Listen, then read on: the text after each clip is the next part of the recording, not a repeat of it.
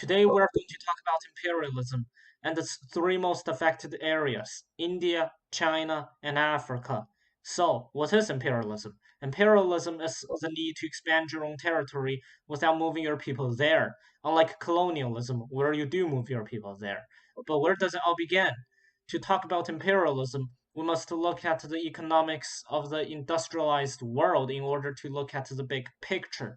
And there are three factors: resources, industry, and market.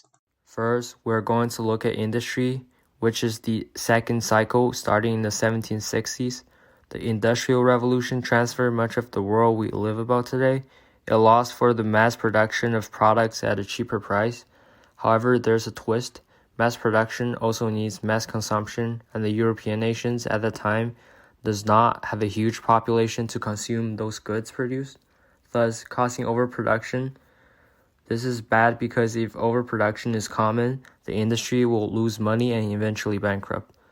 Thus, at the time, war was common as it is the best way to consume all the production. However, when Europe stabilized after the Congress of Vienna, everything has changed. Industrial Revolution, however, indirectly caused the Opium War. After the domination of India by the European powers, mainly Britain, they need more markets. Since the Ming Dynasty, China has been selling tea to Europe at a premium. And even cheap tea in China can worth a lot of money, and it became addictive, especially to the British. During the late 18th to the early 19th century, Britain was becoming increasingly addicted to tea, and it became a problem because China only accepted silver, not even gold, for trade. Thus, Britain had to pay in silver, and soon the silver reserve of Britain had almost been dried out. Thus, with the financial situation getting more and more critical, something bad has to be done. And finally, in 1840, war broke out.